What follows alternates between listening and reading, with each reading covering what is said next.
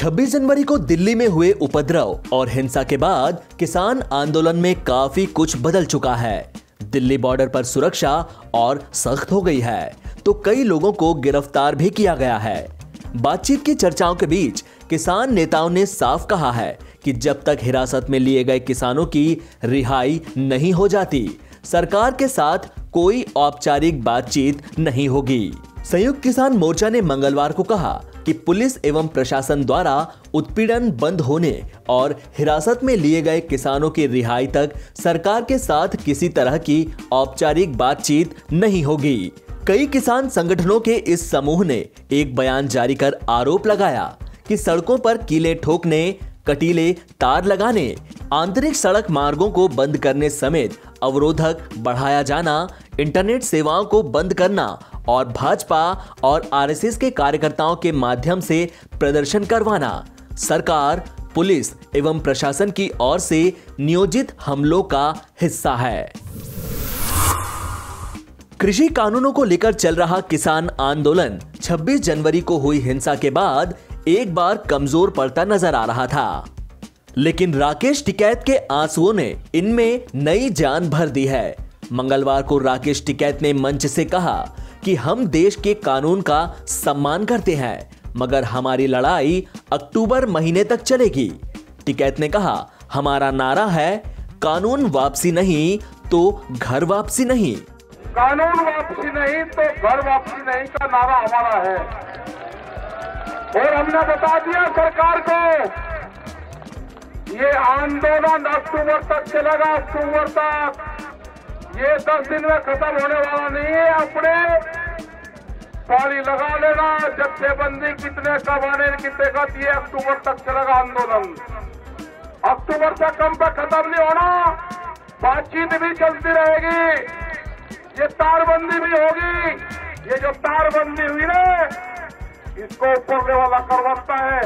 इस तारबंदी के अंदर अनाज बंद होगा, इस तारबंदी के अंदर गरीब की रोटी बंद होगी। ये पता चल गया, कोई इसको लांग कर नहीं जा सकता। दिल्ली वालों के लिए एक बड़ी राहत भरी खबर सामने आ रही है। यहां कोरोना वायरस लगातार कमजोर होता जा रहा है। दिल्ली में 56% लोगों में कोरोना के खिलाफ एंटीबॉडीज पाई गई है। मतलब ये वो लोग हैं जिन्हें कोरोना हुआ और उन्हें पता भी नहीं चला और वे ठीक हो गए।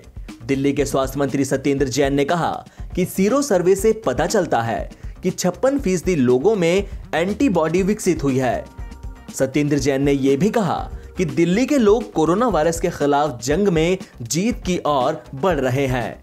दिल्ली में 56% लोगों में कोरोना के खिलाफ एंटीबॉडीज पाई गई। मतलब ये वो लोग हैं जिन्हें कोरोना हुआ और उन्हें पता भी नहीं चला और वे ठीक हो गए। अब उनके शरीर में इस वायरस के खिलाफ प्राकृतिक रूप से एंटीबॉडीज डेवलप हो चुकी है। मौलाना आजाद मेडिकल कॉलेज द्वारा किए गए दिल्ली के 5वें सीरो सर्वे में इसका खुलासा हुआ है। केंद्र सरकार ने मंगलवार को कहा कि देश में पिछले 4 महीनों से कोरोना वायरस के मामलों में लगातार गिरावट का रुझान है। इस तरह की स्थिति वाले देशों के मुकाबले भारत उन राष्ट्रों में शामिल है जहां प्रति 10 लाख की आबादी में प्रभावितों और मौतों का आंकड़ा सबसे कम है। स्वास्थ्य एवं परिवार कल्याण राज्य मंत्री अश्विनी चौबे ने देश में कोरोना वायरस संक्रमण के मामलों के घातक रूप से बढ़ने के कारणों पर पूछे गए एक सवाल के लिखित जवाब में राज्यसभा को यह जानकारी दी। उनसे यह भी पूछा गया था कि क्या परीक्षण, संपर्क में आने वालों का पता लगाने और संक्रमित लोगों को क्वारंटीन में रखने पर ध्यान केंद्रित करने में प्रारंभिक चरण में गलत दृष्टिकोण अपनाया गया था। स्वास्थ्य एवं परिवार कल्याण राज्य मंत्री ने बताया कि देश में पिछले 4 महीनों से कोरोना वायरस के मामलों में गिरावट का रुझान दिख रहा है।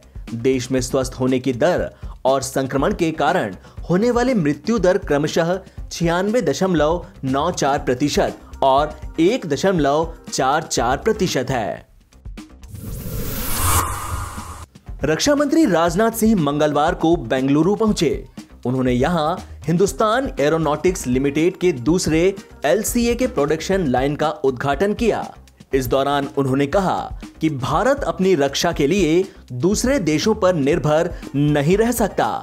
कब तक हम देश की सुरक्षा के लिए दुनिया के दूसरे देशों पर डिपेंडेंट रहेंगे? लंबे समय तक नहीं रह सकते। और हमारे प्रधानमंत्री का तो बार बार आग्रह रहता है कि इंडिजिनाइजेशन को, स्वदेशीकरण को जितना भी हम बल दे सकते हैं हम वो बल देना चाहिए और उस पर हमको कदम आगे बढ़ाना चाहिए।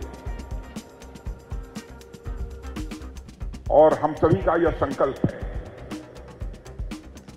हम जो भी बनाना होगा डिफेंस इक्विपमेंट, प्लेटफॉर्म, वेपन्स, कोशिश हमारी यह है कि हम खुद बनाएंगे और सीमा की और अपने स्वाभिमान की दोनों की सुरक्षा भी करेंगे।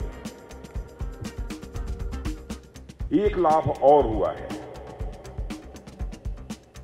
आज के इस उद्घाटन से, आत्मनिर्भर भारत का हमारा यह संकल्प भी पूरा हुआ है और दोनों टेक्नोलॉजिकल और मैन्युफैक्चरिंग सेक्टर में हम आत्मनिर्भर बनना चाहते हैं।